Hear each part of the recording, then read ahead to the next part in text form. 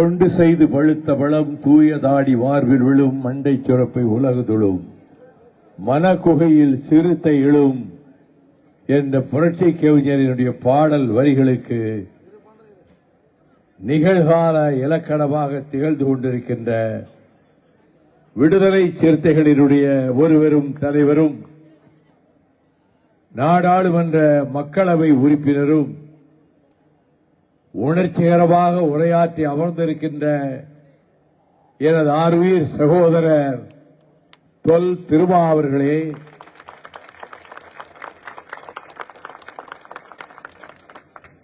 கண்டு கட்டிய தூரத்துக்கு அப்பாலும் கட்டுக்கடங்காமல் வெள்ளமென திரண்டிருக்கிற இந்த மாபெரும் கண்டன ஆர்ப்பாட்ட நிகழ்ச்சிக்கு அடித்தளம் அமைத்திட்ட கிழக்கு மாவட்ட திமுக செயலாளர் மாண்புமிகு அமைச்சர் அன்பு சகோதரர் பி.கே. சேகர் பாபு அவர்களே,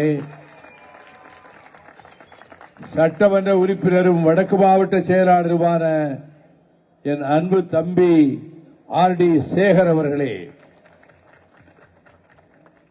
திராவிட முன்னேற்ற கழகத்தின் நாடாளுமன்ற உறுப்பினர்கள் இனிய சகோதரர் டாக்டர் கலாநிதி வீராசாமி அவர்களே, பாசமிகு சகோதரர் கிரிராஜன் அவர்களே, திராவிட முன்னேற்ற கழகத்தின் சட்டமன்ற உறுப்பினர் எபினேசன் அவர்களே,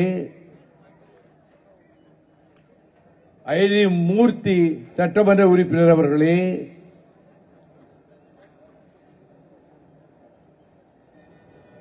தமிழ் உலகிலே செந்தமிழை மேடைகளிலே நிலைநாட்டிய இனமான பேராசிரியர் அவர்கள் என்னுடைய பெயரன் சட்டமன்ற உறுப்பினர் வெற்றி அழகன் அவர்களே, அன்புமிக்க சட்டமன்ற உறுப்பினர் ஜோசப் சாமுவேல் அவர்களே, சட்டமன்ற உறுப்பினர் பரந்தாமன் அவர்களே, 6 அடி உயரத்துக்கு மேல் நின்று கொண்டு ஒரு முழுக்கை சட்டையும் போட்டுக்கொண்டு நம்முடைய தலைவர் வருகிற நேரமெல்லாம் ஒரு மெய்காப்பாளரை போல உடன் வந்து கொண்டே இருக்கின்ற முன்னாள் எம்எல்ஏ ரங்கநாதன் அவர்களே, இந்த நிகழ்ச்சியிலே கலந்து கொண்டிருக்கின்ற தொடக்க உரையாற்றிய மார்க்சிஸ்ட் கம்யூனிஸ்ட் கட்சியினுடைய தமிழ் மாநில செயலாளர் என் அன்பு தோழர் சண்முகம் அவர்களே, இங்கே பங்கேற்றிருக்கக்கூடிய தென்சென்னை இந்திய தேசிய காங்கிரஸ் கமிட்டியினுடைய மாவட்ட தலைவர் கண்ணியமிக்க பீர் முகமது அவர்களே, வடசென்னை மாவட்ட தலைவர் டில்லி பாபு அவர்களே, மத்திய சென்னை மேற்கு அவைத்தலைவர் கண்ணியமிக்க அகமது அலி அவர்களே, பெருமளவிலே வருகை தந்திருக்கின்ற செய்தியாளர்களே, இந்த செய்திகளை மின்னல் வேகத்தில் மக்களுக்கு கொண்டு போய் சேர்க்கின்ற தொலைக்காட்சி ஊடக நண்பர்களே, அலை அலையாக வந்து திரண்டிருக்கின்ற திராவிட முன்னேற்ற கழகத்தின் பாசமிகு தோழர்களே, வணக்கம். சரியான சுள் என்ற வெயிலில் நான் உள்ளே நுழைந்தேன். இயற்கை நமக்கு மிக ஆறுதலாக இருக்கிறது. இப்பொழுது வானம் குடை பிடிக்கிறது, வெயிலை காணோம். வானம் கண்ணாமூச்சி விளையாடுகிறது. இவர்கள் போர்க்களத்துக்கு போகிறார்கள். இவர்களை மிகவும் களைப்படைய செய்துவிடக் கூடாது. கொஞ்சம் வெயிலை காட்ட வேண்டும், பிறகு நிழலை காட்ட வேண்டும், பிறகு மெதுவாக தென்றல் வீச வேண்டும் என்ற வகையில் மிகுந்த ஆரோக்கியமான இயற்கையின் ஆதரவோடு நடைபெற்றுக் கொண்டிருக்கின்ற இந்த கண்டன ஆர்ப்பாட்டத்தில் பங்கேற்கின்ற வாய்ப்பை மறுமலர்ச்சி திராவிட முன்னேற்ற கழகத்திற்கு வழங்கிய திராவிட முன்னேற்ற கழகத்தின் தலைமைக்கு என்னுடைய மனம் நிறைந்த நன்றியை தெரிவித்துக் கொள்கிறேன்.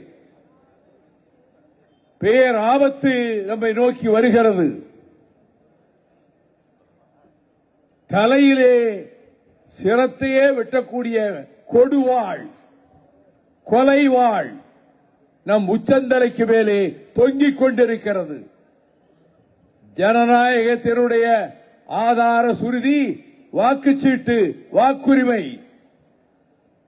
நாடு சுதந்திரம் அடைந்தவுடன் இந்த நாட்டினுடைய அரசியல் சட்டத்தை யாத்து தந்தாரே, உலகில் இதுபோன்ற ஒரு அரசியல் சட்டத்தை எந்த அறிஞனும் ஏற்படுத்தியது இல்லை என்று சொல்லத்தக்க அளவுக்கு வழங்கினாரே.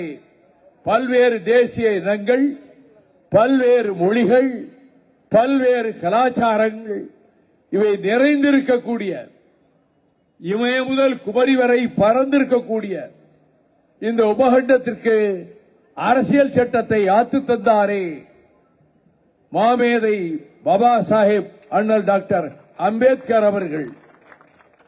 அவருடைய அடித்தளத்தை தகர்ப்பதற்கு சுதந்திரம் கிடைத்தவுடனேயே அனைவருக்கும் ஓட்டுரிமை எந்த ஜனநாயக நாடும் தந்ததில்லை. இது நம்முடைய உரிமை. அனைத்து மக்களும் ஓட்டு போட்டால்தான் ஆர் அரசோச்சுவது என்பதை முடிவெடுக்க முடியும். அரசியல் நிர்ணய சபை கூட கோடானு கோடி மக்களின் பிரதிநிதித்துவ சபை அல்ல. அதிலே சொத்துரிமை உடையவர்கள், பட்டம் வாங்கியவர்கள் என்று அவர்களுக்கு மட்டும்தான் அரசியல் நிர்ணய சபையிலே உரிமை வழங்கப்பட்டது. அண்ணல் அம்பேத்கர் அவர்கள் எல்லாவற்றையும் யோசித்து எது உகந்தது நாட்டுக்கு, முதலில் அரிச்சூடியை தருவோம், ஆத்திச்சூடியை தருவோம், ஓட்டுரிமையை தருவோம் என்று அனைவருக்கும் ஓட்டுரிமை. யார் நம்மை ஆள்வது, ஆட்சி லகானை யார் கையில் ஏந்துவது என்பதை தீர்மானிக்கின்றவர்கள்தான் வாக்காளர் பெருமக்கள், ஜனநாயகத்தினுடைய இறுதி எஜமானர்கள். அவர்களுடைய வாக்குரிமையே படித்துவிட்டால் இந்துத்துவா கூட்டமும் இந்து மகா சபையினுடைய பிரிவுகளும் நஞ்சாக உருவாகி வருகின்ற RSS கேடு இயக்கமும் எல்லோரும் ஒன்று சேர்ந்து 2022 பிப்ரவரி மாதத்தில் அலகாபாத் நகரிலே தர்ம சன்சத் என்ற ஒரு மாநாட்டை கூட்டினார்கள்.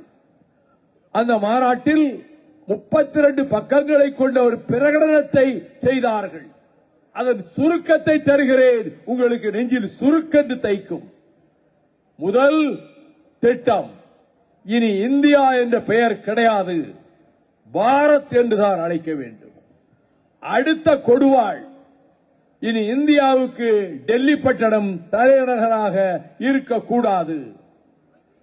RSS நச்சு மரத்தை விதைக்க விட்டார்களே, அந்த நாகபுரி வாரணாசி தான் இந்தியாவின் தலைநகராக இருக்கும். அடுத்த ஆபத்து, இந்தியாவிலே வாழ்கிற கோடானு கோடி முஸ்லிம்களுக்கு ஓட்டுரிமை கிடையாது, கோடானு கோடி கிறிஸ்தவர்களுக்கு ஓட்டுரிமை கிடையாது.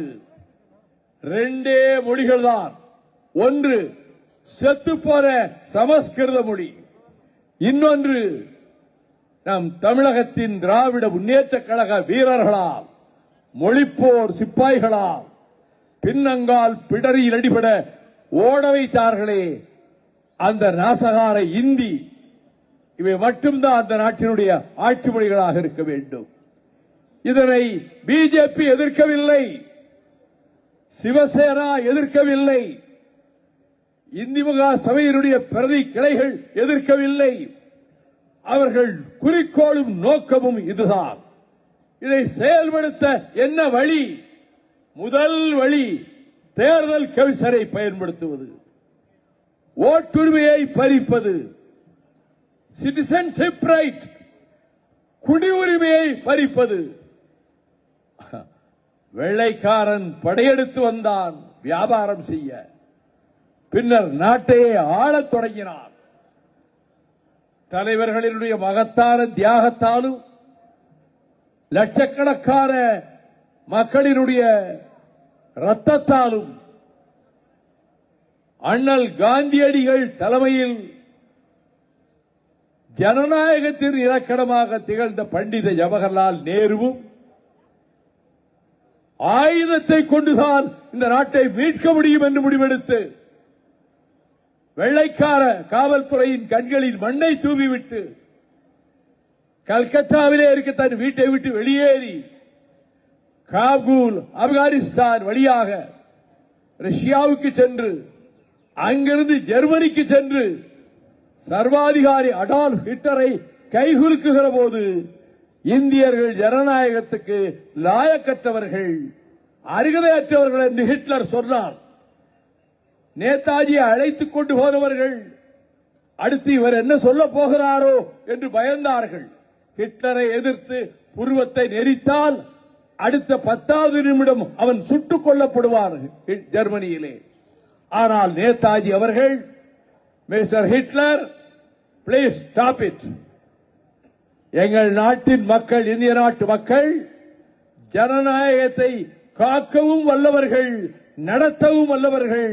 அவர்களை இழிவாக சொன்ன உங்கள் வார்த்தைகளை யூ சுட் வித்ட்ரா, நீங்கள் திரும்ப பெற வேண்டும் என்றார். வெலவெலத்து போனான் அடால்ஃப் ஹிட்லர்.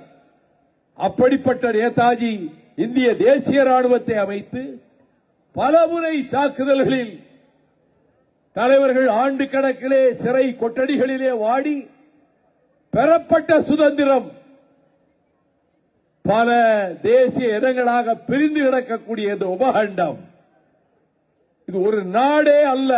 இந்தியா என்பது ஒரு நாடே அல்ல. அண்ணா முழங்கினார் முதலமைச்சரானதற்கு பின்னரும், நான் திராவிட நாடு பிரிவினையை கைவிட்டு விட்டேன். ஆனால் அதற்கான காரணங்கள் அப்படியே உயிரோடு இருக்கின்றன என்று 67 ஜூன் மாதம் சட்டசபையில் முழங்கியதோடு ஆபர்ட்ஸ்பரி மாளிகையிலே நடைபெற்ற மாணவர் திராவிட முன்னேற்ற கழக மாநாட்டில் அடியேறும் அதிலே உரையாற்றியவன் அங்கே சொன்னார், நான் பிரிவினையை கைவிட்டு விட்டேன் என்று சொல்லுகிறார்கள். அதை கேட்டதற்கான காரணங்கள் அப்படியே இருக்கின்றன என்று சொன்னதோடு இந்த மண்ணுக்கு என்ன பெயர் வைக்க வேண்டும் என்கிற போது விருதுநகர் மாரியம்மன் கோயில் திடலிலே 72 நாட்கள் உண்ணா நோன்பிருந்து உயிர் நீத்தாரே உத்தவர் சங்கரலிங்க நாடார், அந்த கனவை நனவாக்க இந்த தாயகத்துக்கு தமிழ்நாடு என்று பெயர் சூட்ட வேண்டும் என்று சொன்னார். இப்பொழுது மிக சுற்றி வளைத்து அழிப்பதற்கு இந்த எஸ்ஐஆரை கொண்டு வந்திருக்கிறார்கள். எஸ் என்றால் சபட்டேஜ், ஐ என்றால் இன்டாலரபிள், தாங்க முடியாதது, ஆர் என்றால் ரெனகேடிசம். இதுதான் எஸ்ஐஆர். வாக்குரிமைகளை பறிப்பதற்கு தேர்தல் ஆணையத்தினுடைய உத்திகளில் ஒன்றுதான் இது. நேற்றைக்கு நான் சென்றிருந்த ஊரில் இந்த பதிவை செய்து கொண்டிருக்கக்கூடிய 4 சகோதரிகள் வந்து என்னை சந்தித்தார்கள். அவர்களிடம் கேட்டேன், நீங்கள் இந்த வாக்காளர்களை பதிவு செய்கிறீர்களே இந்த ஊரில் இதுவரை மொத்தம் எத்தனை வாக்காளர்கள் என்று கேட்டேன். 960. இந்த 5 நாட்களில் நீங்கள் எத்தனை வாக்காளர்களை பதிவு செய்திருக்கிறீர்கள் என்று கேட்டேன். 600 பேரை பதிவு செய்திருக்கிறோம். மற்றவர்கள் வீடுகளில் இல்லை, எங்கிருக்கிறார்கள் என்ற முகவரி தெரியவில்லை. பின்னர் அவர்களாக முயற்சித்து விண்ணப்பித்தால் ஏற்றுக்கொள்ளப்படுவார்கள். ஏறத்தாழ 75 லட்சம் வாக்காளர்களை வாக்காளர் பட்டியலில் இருந்து நீக்கிவிட வேண்டும் என்று கங்கணம் கட்டிக்கொண்டு மத்திய அரசும் அதற்கு கைவேலையாக எடுபடியாக இருக்கக்கூடிய மத்திய தேர்தல் ஆணையமும் செயல்படுகிறது. இதை எதிர்ப்பதை விட, தகர்ப்பதை விட நமக்கு என்ன வேலை?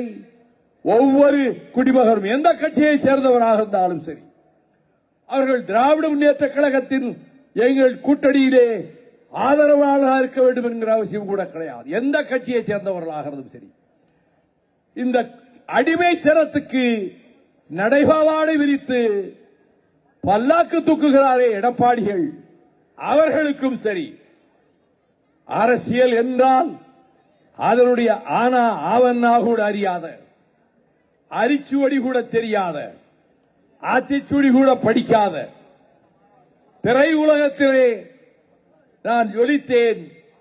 இப்பொழுது மக்களிடம் சென்று நான் திரட்டி ஆட்சியையே பிடிப்பேன் என்று புறப்பட்டிருக்கிற ஒரு மனிதர் அடுத்து வரப்போவது எங்கள் ஆட்சிதான் என்று ராத்திரி கனவிலே உணர்வதைப் போல கூட்டம் திரண்டால் இந்த கூட்டத்திற்கு வருகிறவர்களை பாதுகாக்க சேகர் பாபு மற்றவர்களும் குடிதண்ணீர் ஏற்பாடு செய்திருக்கிறார்கள், ஆம்புலன்ஸ் ஏற்பாடு செய்திருக்கிறார்கள். குழந்தைகளுமாக தாய்மார்களுமாக பெரும் வெள்ளமான பார்ப்பதற்கு திரண்டவர்களிடம் 7.5 மணி நேரம் காக்க வைத்து குடிதண்ணீருக்கும் ஏற்பாடு செய்யாமல், மருத்துவ வசதிகளும் செய்யாமல், எந்த ஏற்பாடுகளும் செய்யாமல் ஒரு பெரும் கூட்டம் வந்தது, மிதிபட்டு செத்தது என்றால் நமக்கு பெயர் அதிகமாக வந்துவிடும் என்று 41 உயிர்கள், பச்சிளம் குழந்தைகள், பாலகர்கள், தாய்மார்கள் உட்பட 41 பேர் படுபரிதாபகரமாக கரூர் வீதியிலே செத்து விழுந்தபோது இந்த மனிதர் 120 கிலோமீட்டர் வேகத்தில் வாகனத்தை திருச்சியை நோக்கி ஓட்டிச் சென்று அங்கே தங்காமல் தப்பினேன் பிழைத்தேன் என்று சென்னை பட்டணத்துக்கே வந்துவிட்டார். ஆனால் ஏற்பாடு செய்தவர் பட்டணத்துக்கு வந்துவிட்டார். நாட்டின் முதலமைச்சரோ நான் எல்லா கட்சியினருக்கும் நான் தான் முதலமைச்சர், எல்லா சாதி மத மக்களுக்கும் நான் தான் முதலமைச்சர், ஜனநாயகம் எனக்கு அந்த பட்டயத்தை வழங்கி இருக்கிறது, என் மாநிலத்து மக்கள் என்னுடைய மக்கள், அவர்கள் எதை சார்ந்தவர்களாக இருந்தாலும் அவர்களை வேதனைப்பட விடமாட்டேன்.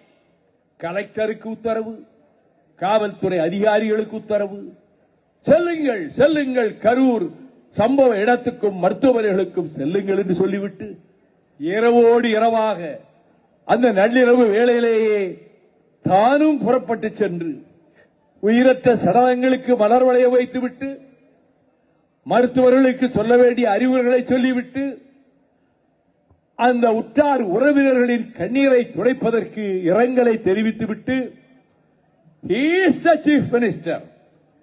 Who is the chief minister? யார் முதலமைச்சர்? அந்த மாநிலத்தின் அனைத்து மக்களினுடைய சுகதுக்கங்களிலும் பங்கேற்பவர்தான் ஒரு முதலமைச்சராக இருக்க முடியும். அப்படி ஒரு முதலமைச்சர் என்று நிரூபித்தவர் நம்முடைய ஆருயிர் சகோதரர் முத்துவேல் கருணாநிதி ஸ்டாலின் அவர்கள்.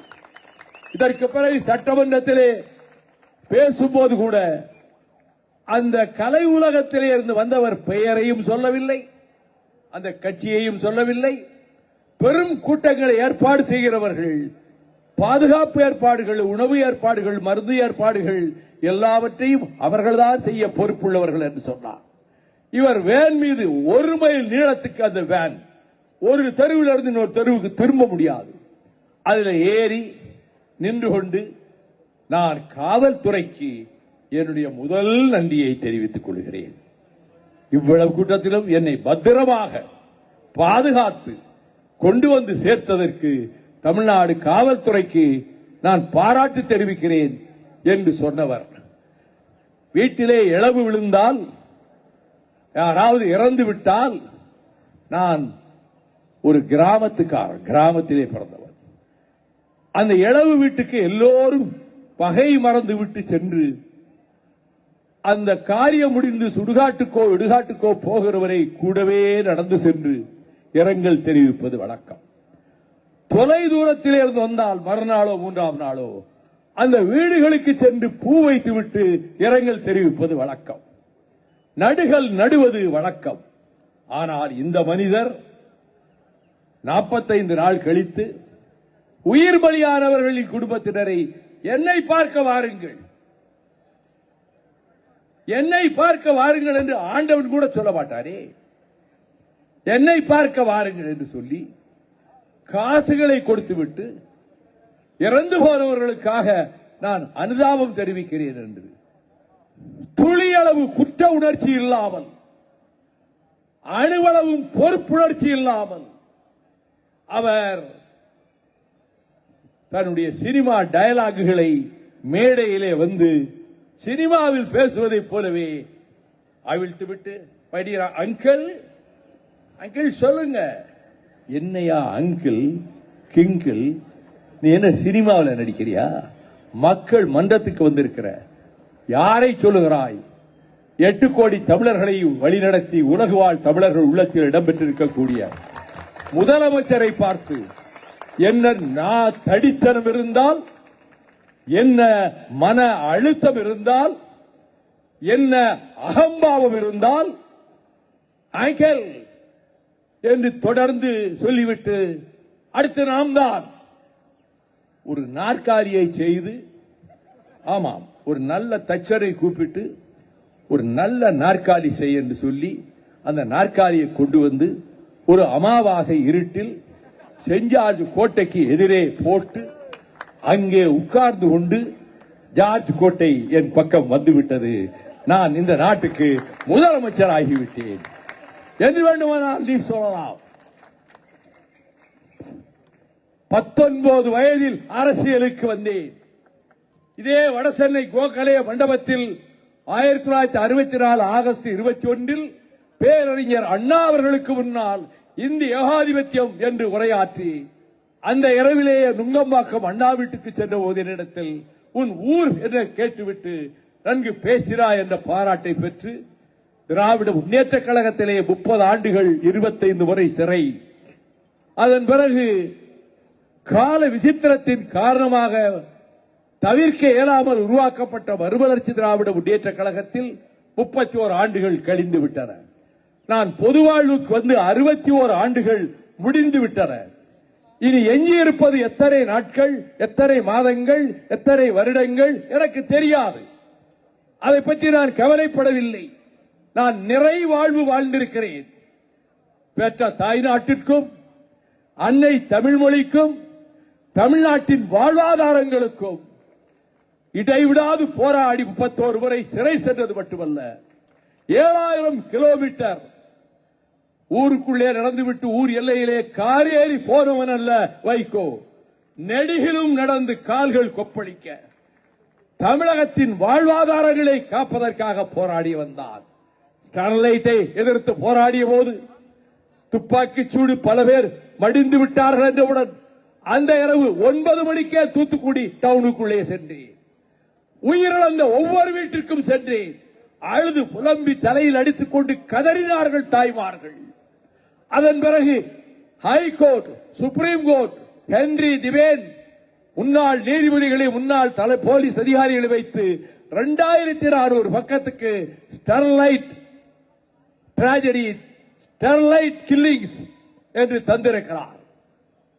நம்முடைய திருவா எங்கே ஒரு துக்கமோ துயரமோ நேர்ந்தாலும் அடுத்த நிமிடம் நீல வண்ணத்திலே நட்சத்திரம் பொறிக்கப்பட்ட கொடி காரில் முகப்பிலே படபடத்து பறக்க அந்த இரவிலேயே அங்கு சென்று அந்த மக்களுக்கு தைரியமும் ஆறுதலும் சொன்ன எங்களுக்கு தகுதி இருக்கிறது இதை பற்றி பேசுவதற்கு.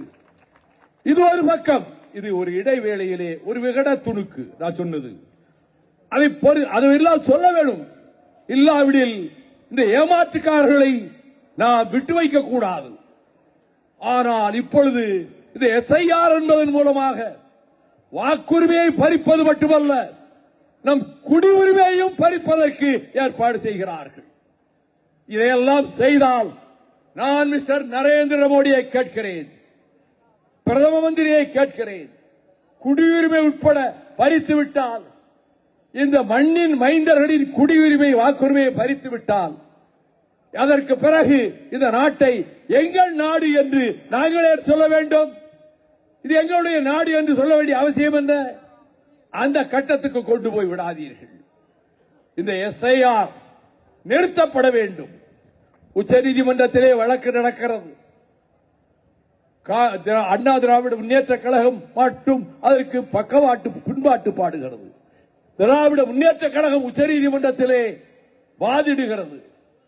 சிறுத்தைகள் வாதிடுகின்றார்கள், கம்யூனிஸ்டுகள் வாதிடுகின்றார்கள், காங்கிரஸ் வாதிடுகிறது.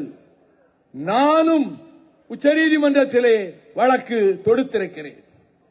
நாடுபுறாவில் மக்களிடத்திலே இது பற்றிய விழிப்புணர்வை ஏற்படுத்த வேண்டும் என்றுதான் நம்முடைய தலைவர் அவர்கள், கூட்டணி கட்சியின் தலைவர் அவர்கள் மாநிலமெங்கும் இந்த ஆர்ப்பாட்டத்தை ஏற்பாடு செய்திருக்கிறார். எஸ்ஐஆர் என்பது it is an atrocious move. ஒரு அயோக்கியத்தனமான நகருதல். இது நம்முடைய ஓட்டுரிமையை மட்டுமல்ல, வாக்குரிமையை பறிக்க பார்த்துவிடும்.